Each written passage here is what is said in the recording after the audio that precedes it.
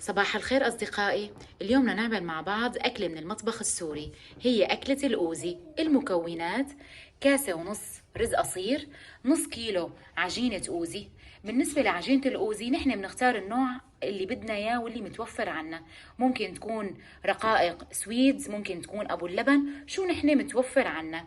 50 جرام لوز ني، نص كيلو لحمة ناعمة، وثلاث حبات جزر مسلوقين، و100 جرام بازيلا، و200 جرام فطر فريش، ولازم يكونوا كلهم مسلوقين بشكل جيد، ومعلقة ملح طعام، معلقة بهار، وربع معلقة فلفل أسود. هلا أول مرحلة بنحط بالطنجرة معلقة سمنة وشوية زيت مازولا، وبنقلي اللحمة الناعمة.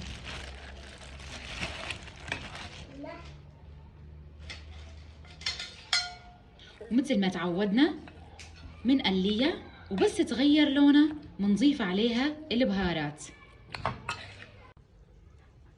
هلا بننتقل لمرحلة طبخ الرز. بنحط معلقة سمنة وشوية زيت مازولا. طبعا بالنسبة للسمنة والزيت كله حسب الرغبة، اللي بحب يحط قليل واللي بحب يكتر.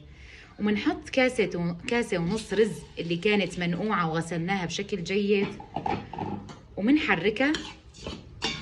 لازم نقليها لمدة دقيقتين، وبس قليناها منضيف عليها كاستين مي.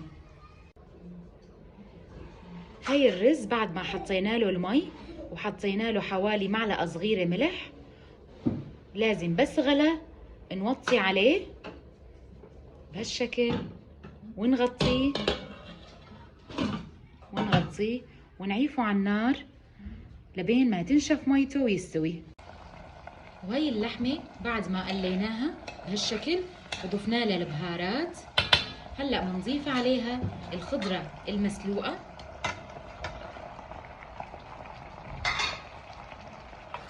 بنقليها معها لمدة 5 دقايق.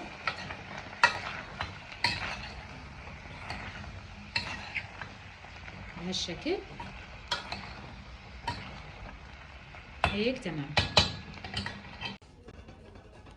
هلا حطينا المكسرات على النار، حطينا لها معلقة سمنة صغيرة، ومنقليها لبين ما يصير لونها زهري، ونحطها مع التبلة اللي صارت عنا جاهزة. هلا هيك بيكون الرز استوى، بنضيف عليه التبلة اللي صارت كمان جاهزة، وبنخلطهم مع بعض.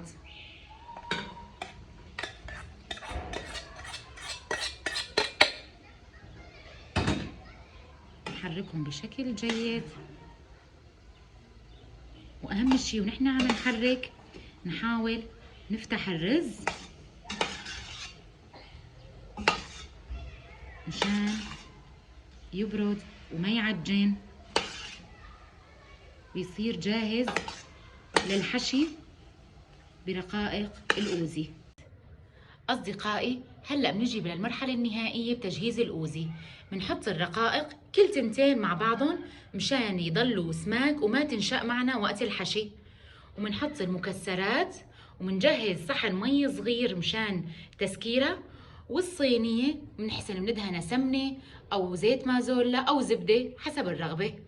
هلأ بدنا نعبي الأوزي. طبعا نحن ممكن الأوزي نعمله على شكل بقجة صغيرة أو على شكل السبرينج رول حسب الطلب، ومنحط عليها المكسرات ومنسكره بهالشكل.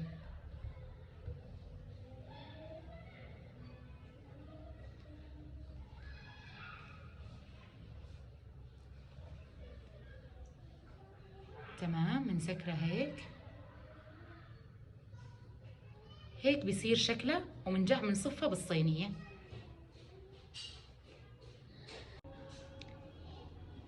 أصدقائي وهي الشكل النهائي لتقديم الأوزي قبل ما نحطها بالفرن. بعد ما صفيناها حطينا عليها قطع زبدة، وممكن قطع سمنة، وممكن ندهنها زيت مازولا. بالنسبة للدسم والدهن كله حسب الرغبة، شو بتفضلوا ممكن تحطوا. وهلأ بنحطها بالفرن حوالي نص ساعة. لازم أهم شي إنها تحمر وتقرمش. بنشغل عليها الفرن من تحت أول شي حوالي ربع ساعة، وبس شفناها تحمرت من تحت بنشغل عليها النار من فوق كمان لمدة ربع ساعة تانية لبين ما يصير لونها زهر. وصحة وألف هنا. أصدقائي، وهي الشكل النهائي للأوزي بعد ما حمرناها بالفرن. شوفوا شلون صار لونها وصارت لذيذة وبتشهي ومقرمشة. صحة وهنا.